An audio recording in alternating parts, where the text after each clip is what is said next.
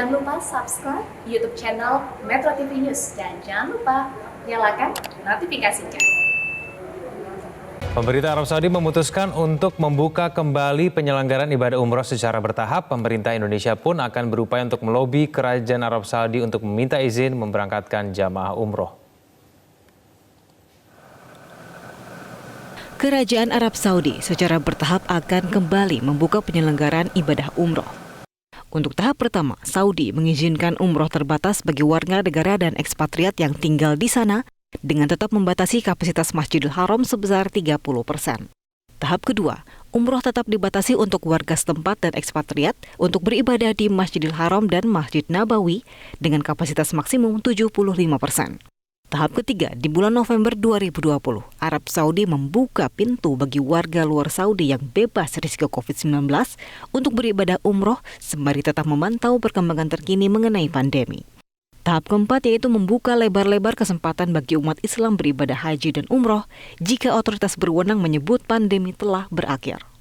Pemerintah Indonesia melalui Kementerian Agama pun berupaya melobi kerajaan Arab Saudi agar memperoleh izin memberangkatkan jemaah umroh. Namun keputusan itu berada di tangan Arab Saudi bergantung pada tingkat pengendalian pandemi COVID-19 di negara masing-masing. Ada catatan di situ bahwa negara yang diizinkan untuk mengirimkan jemaah umroh ini mendapatkan rilis dulu resmi dari pemerintah Arab Saudi bergantung dari tingkat pandemi COVID yang ada di masing-masing negara. Sebagaimana kita ketahui bahwa di Indonesia saat ini pandemi COVID masih cukup tinggi, yang satu hari bisa 4.000 pasien yang masuk, baru untuk pasien COVID ini nanti akan menjadi pertimbangan bagi pemerintah Arab Saudi apakah diizinkan atau tidak. Tidak hanya dengan kerajaan Arab Saudi, pemerintah pun berkoordinasi dengan Konsul Haji KJRI Jeddah, maskapai penerbangan, dan penyelenggara perjalanan ibadah umroh mengenai persiapan penyelenggaraan layanan ibadah umroh. Dari Jakarta, Nisrina Kirana, Maulana Ridwan, Metro TV.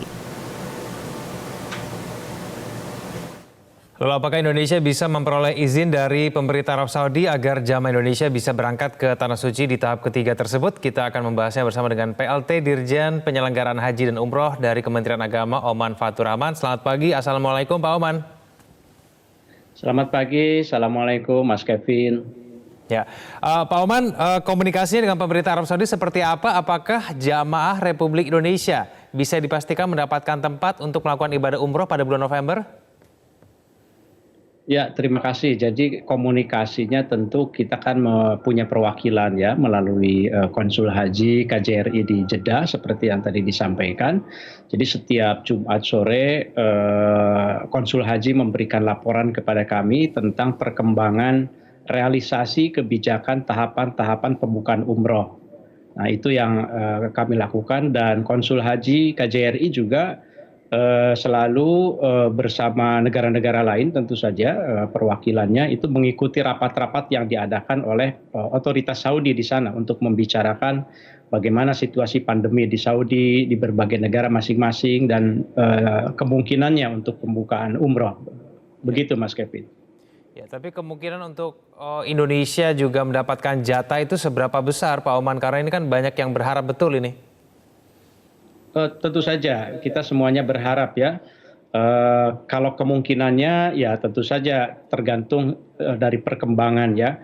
Kemarin juga pihak otoritas Saudi memberikan semacam himbauan lah begitu untuk terus meningkatkan protokol kesehatan di negara masing-masing. Ini semuanya tentu akan kita baru bisa diketahui pada tanggal 1 November ketika nanti diumumkan negara-negara mana saja. Kita berdoa mudah-mudahan bisa ya Indonesia. Kalau Kementerian Agama tentu ya kita menyiapkan saja.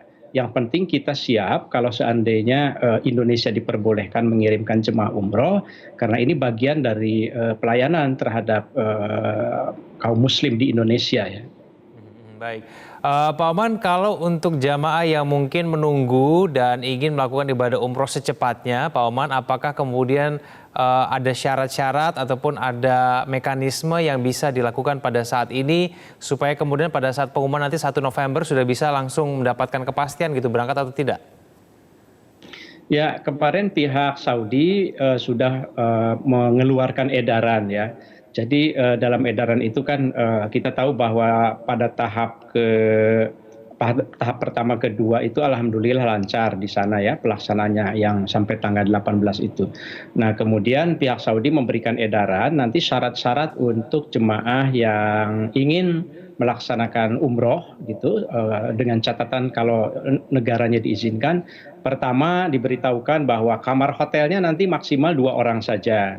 Kemudian tidak ada layanan prasmanan untuk konsumsinya di hotel ya. Dan di kamar juga itu jaraknya itu minimal 2 meter. Kemudian usia, nah ini yang penting juga. Usia itu dibatasi tidak boleh di atas 50 tahun di masa pandemi ini ya untuk umroh ini. Tentu juga bebas COVID dari pihak otoritas ya. Dan yang terakhir itu pendaftarannya itu betul-betul dikontrol melalui sistem i'tamarna yang disediakan oleh pihak Saudi. Tentu dikoordinasikan dengan pihak penyelenggara ibadah umroh ya, PPIU aplikasinya itu nanti. Nah, sekarang kuncinya tinggal menunggu daftar atau list negara mana saja, termasuk Indonesia, apakah diizinkan atau tidak untuk mengirimkan. Pak Oman, ini kan pasti banyak ya yang mungkin berminat untuk melakukan ibadah umroh.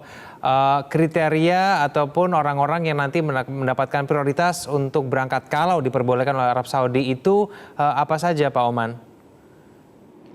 Ya, merespon edaran dari otoritas Saudi itu tentu yang dilakukan oleh Kementerian Agama sejak beberapa waktu lalu adalah menyiapkan mitigasinya, tentu menyesuaikan dengan kebijakan Saudi.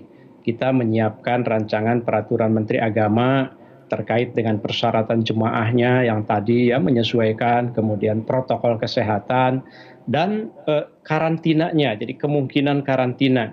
Karena persyaratan COVID itu tentu saja kan ada protokol tertentu yang mungkin saja ada ekses atau ada akibat terhadap biaya ya. Itu semuanya kita siapkan gitu. Transportasi, akomodasi, konsumsi itu kan menjadi berbeda sekali ya. Dalam situasi normal, penerbangan juga jumlahnya, kapasitasnya itu yang dipersiapkan oleh Kementerian Agama. Pak Oman, ini kan informasinya ada 20.000 tempat ya yang disiapkan dari Arab Saudi. Ini untuk seluruh negara internasional, apakah hanya untuk satu negara saja 20.000 ini? Sampai saat ini kami belum mendapatkan informasi secara kepastiannya untuk kuotanya ya, secara resmi dari pemberitahuan ke Kementerian Agama melalui Konsul Haji KJRI di Jeddah. Jadi kita masih menunggu. Baik, Pak Oman, ini kalau misalnya apakah ada yang mungkin bisa dilakukan oleh jamaah Republik Indonesia pada saat ini sambil menunggu nanti tanggal 1 November, Pak Oman? Betul, Mas Kevin. Saya kira tentu kami ingin menghimbau ya kepada para jemaah yang memang betul-betul ingin melaksanakan ibadah hajinya, terutama kemarin yang stranded, yang tertunda ya. Kita menghimbau pertama tentu pertimbangkan betul aspek kesehatan, harus prima betul. Kalau memang niat untuk katakanlah minggu depan berarti kan ya mulai dibuka misalnya kemudian pada bulan November berangkat, itu artinya imunitas tubuh, kemudian aktivitas itu dibatasi betul-betul untuk mempersiapkan. Jadi harus matang betul karena sekali lagi ini kan pernyataan dari pihak Saudinya sampai status pandemi dicabut, maka keadaan seperti ini yang serba terbatas itu akan diterapkan. Kita tahu bahwa dalam pelaksanaannya yang walaupun lancar gitu ya, tapi kan ada pembatasan-pembatasan di sana gitu terkait dengan pelaksanaan ibadahnya, masuk ke Masjidil Haramnya, dikontrol dengan sistem berapa kali, berapa lama di dalam Masjidil Haram. Itu semuanya untuk kepentingan kesehatan jemaah. Jadi harus disiapkan betul. Pak Oman, apakah mungkin nanti dari Kementerian Agama akan menerapkan kriteria untuk rentang umur tertentu begitu yang boleh berangkat umroh ataupun persyaratan-persyaratan khusus begitu mengingatkan ini pandemi COVID-19 belum berakhir dalam waktu dekat? Ya, tentu jadi begini Mas Kevin, yang paling penting semangat dari Kementerian Agama, tugas dari Kementerian Agama adalah memberikan perlindungan kepada jemaah ya, sesuai dengan amanat dari undang-undang gitu ya. Oleh karenanya kalau kemungkinan bukan kemungkinan lagi karena memang pihak Saudi justru sudah menentukan ya 50 tahun misalnya kan usia maksimalnya. Jadi kita ya harus menyesuaikan karena tujuannya memang untuk memberikan perlindungan karena berdasarkan otoritas kesehatan kan yang di atas itu rentan untuk terkena COVID-19 meskipun mungkin bukan jaminan ya, tapi itu kita harus mempercayai secara medis memang harus hati-hati ya. Tapi sekali lagi Mas Kevin saya ingin tekankan bahwa apapun yang diatur oleh Kementerian Agama dengan pembatasan-pembatasan itu tentu hanya berlaku pada masa pandemi. Jadi mudah-mudahan ya kalau ini sudah berlangsung, berjalan baik, apalagi vaksin misalnya sudah bisa diberlakukan gitu ya. Ya mudah-mudahan kembali lagi ke normal lah pembatasan-pembatasan ini. Karena kita juga kan harus mempersiapkan yang lain-lainnya. Pak Oman, kalau informasi yang kemudian kami dapatkan bahwa salah satu persyaratan negara yang mendapatkan tempat begitu ya untuk boleh melakukan umroh mengirimkan jamaahnya ke Arab Saudi ini tingkat pandemi ataupun tingkat infeksi COVID-19 di negara tersebut ini rendah. Nah kalau di Indonesia kan pada saat ini kasus hariannya, kasus pertambahan hariannya ini 4.000-an begitu. Nah ini kalau mencermati mengenai angka ini bagaimana nih Pak Oman?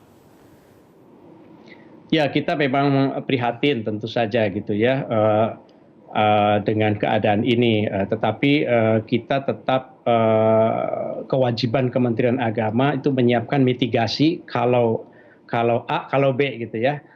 Jadi pilihannya kan hanya dua sebetulnya. Pertama, kalau seandainya dalam list itu Indonesia ada, lalu situasinya masih seperti sekarang, situasi pandeminya, maka Kementerian Agama menyiapkan protokol yang lebih ketat gitu termasuk karantina dan lain-lain. Kemungkinan kedua Indonesia tidak masuk misalnya di dalam list yang dikeluarkan oleh otoritas Saudi, maka yang harus kita lakukan adalah bagaimana mengkomunikasikan ke jemaah dan ke teman-teman di PPIU penyelenggara ibadah umroh. Nah itu yang kita siapkan.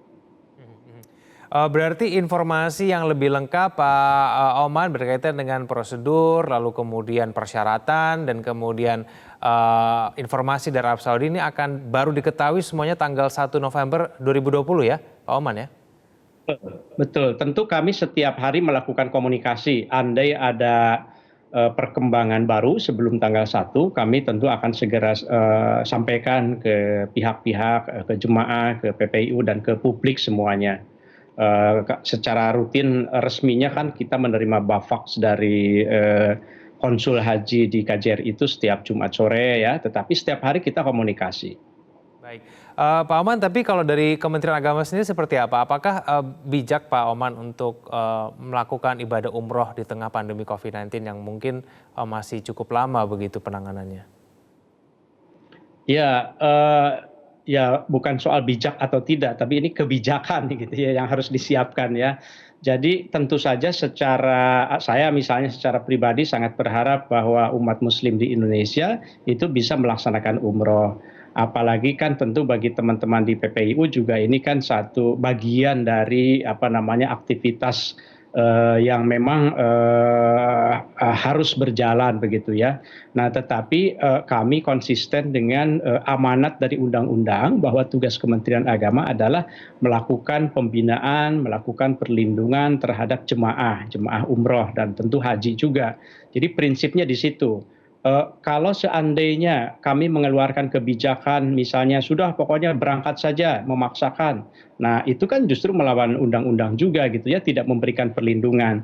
Tapi insya Allah kami akan berusaha kalau dari Kementerian Agama untuk terus melakukan komunikasi ke pihak Saudi, ke Kementerian Haji dan Umroh juga, supaya diambil jalan yang paling maslahat begitu. Tentu ini kan kita juga berusaha di satu sisi itu mengendalikan pandemi di kita. Nah, kita terus komunikasikan ya. Mudah-mudahan ada jalan keluar yang terbaik ya. Baik Pak Oman, terakhir kemana kemudian masyarakat ataupun jamaah Republik Indonesia bisa mendapatkan informasi yang terbaru supaya kemudian tidak menimbulkan informasi yang simpang siur Pak di tengah masyarakat? Ya tentu kepada masyarakat kami himbau untuk mendapatkan informasi dari sumber utama dari Kementerian Agama, sekarang mudah diakses.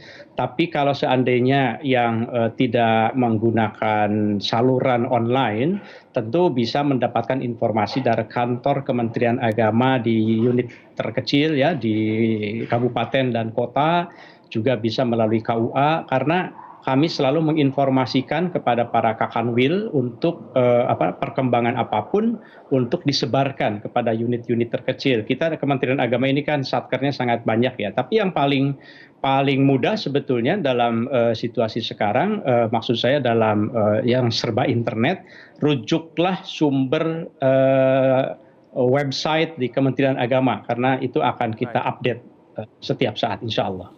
Baik, PLT Dirjen Penyelenggaraan Haji dan Umroh Kemenak Oman Fatur Rahman, terima kasih telah bergabung bersama kami di Metro Pagi Prime Time. Selamat pagi Pak Oman.